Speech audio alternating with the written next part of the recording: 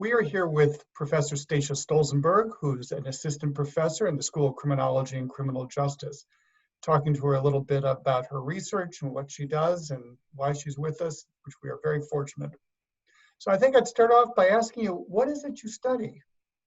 So I study child maltreatment, and specifically I study how children report abuse and then how those reports are investigated and prosecuted.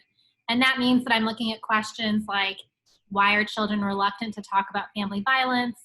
How should we best talk to kids to overcome issues that might happen in interviewing? How do we as interviewers possibly negatively affect children's reports with the words we use? And what does that mean for how we make decisions and good decisions in the criminal justice system about crimes involving children? How did you get involved in research like that? What do you find interesting about it? So it's funny. It's one of those traditional academic stories in the sense that I started off thinking I was going to do one thing, and I ended up doing something totally different. When I was an undergraduate, I thought I was going to be a clinical psychologist, and I thought I'd be working in settings with patients, delivering services. And so I had this opportunity through a class I took as an undergraduate. I met someone who was managing the largest nonprofit in that county for victim services. And they had a crisis counseling program. And I thought, this is great. I'll get good experience as a counselor and make sure that this is what I want to do. And I was placed in a sex assault unit where most of the cases I was dealing with in a hospital, in a crisis setting, were cases involving very vulnerable victims, in particular, a lot of youth, young adults, but also a lot of children reporting sex crimes.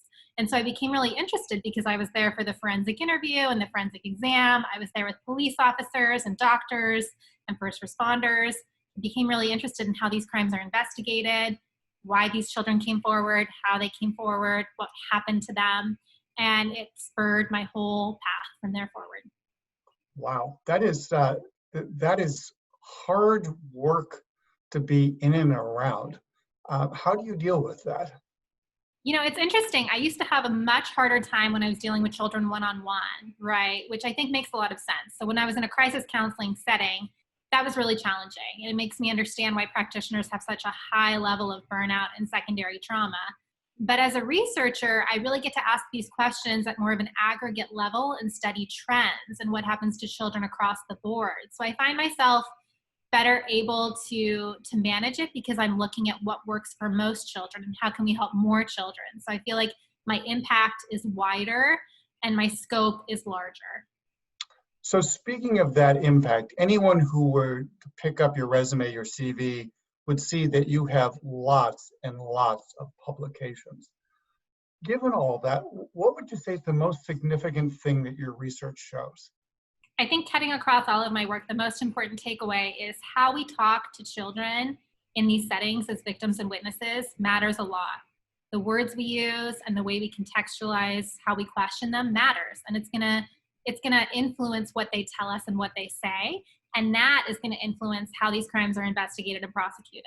So you might be very likely to harm a victim who wants to come forward, and they might feel even more reluctant. Or you might be likely to increase the chances of a false report, and then we worry about wrongful convictions. So the words we use really matter, and there are ways that we can do this better to make better decisions about child safety.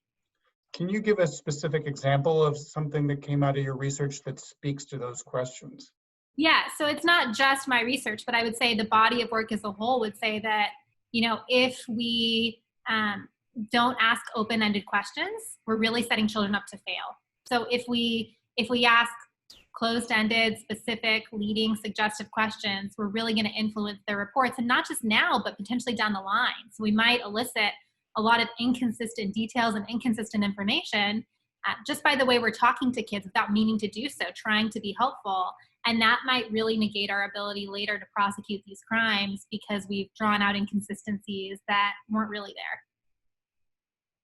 there. I assume that practitioners typically find this useful, or have you found trouble in getting the message across to them?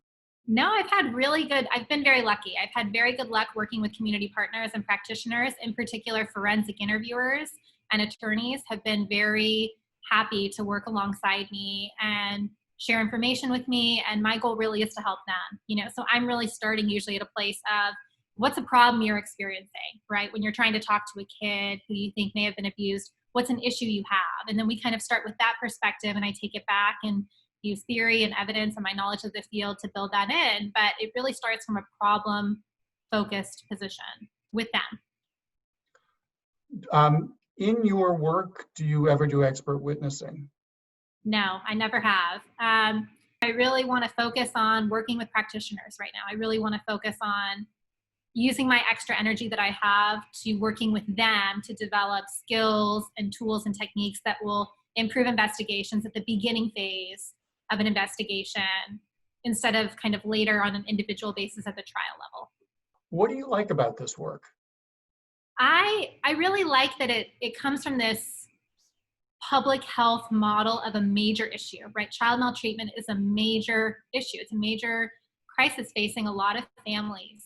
And I like that it has the ability to really affect people positively. I got really interested in children, not just because of my clinical placement, but because I really see the criminal justice system as starting with children, right? I see everything starting with those early experiences.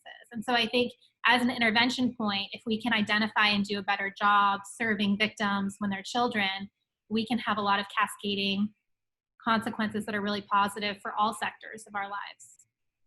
So I know in your work you collaborate a lot with students, graduate students, undergraduate students. What kind of advice do you give them, particularly at a time right like now? I mean, I think it's really important in your education, in your learning experience, to be very open, right? And I think my story kind of shows that. So I had one idea of where I was going and what I wanted to do, and that changed based off of my experience. But it's only because I was open to new opportunities and new viewpoints and new collaborations. And so I think you might have a really firm idea as a student, whether you're an undergraduate or a graduate, of what you want to do. And it's really important to just try and stay open, because you might be amazed at where that takes you if you're open to those opportunities. So I would imagine that at some point earlier in your career as a student, you were getting advice from faculty. What's the best advice you got? I think the best advice I ever got was to be a whole person and to do it now. So you hear a lot of people in academia saying, you know, when you get a job or when you're done with your degree or when this happens, that's when you should do all of these great things for yourself. And I think it's important to prioritize your own well-being, your own mental health, your own physical health, your relationships, your interpersonal dynamics, because that makes you a better person, a better teacher, a better mentor, a better educator, a better scholar. And I think if we don't take care of ourselves, how are we going to take care of other people? And the kind of work that we do really involves investing a lot of yourself. So I think it's really important to take a step back and say, it's okay to not just be an academic, but to be a whole person and to do these other things too, and to develop those elements of your life as well. Well, you're certainly a model on that. You always seem to be juggling a bunch of things. And I guess juggling brings us to the last question, which is, what's your secret skill? What's the thing you can do better than anybody else? And I'm going to assume it's not just juggling, although you do juggle well. I would say that people close to me have told me I'm highly efficient, which goes right along with the juggling. So my roommates in graduate school, to my husband, to my close friends will say, wow, the way you process information and the way you think through things and organize things and kind of organize your time and day is so highly efficient. And the reality is that's just how my brain works, right? So I think I'm very organized, and I think it comes down to how I process and kind of see things and organize my time. But efficiency, I would say I'm highly efficient. Well, then let's be efficient and say thank you very much for taking the time for this. You're welcome. All right. Yeah.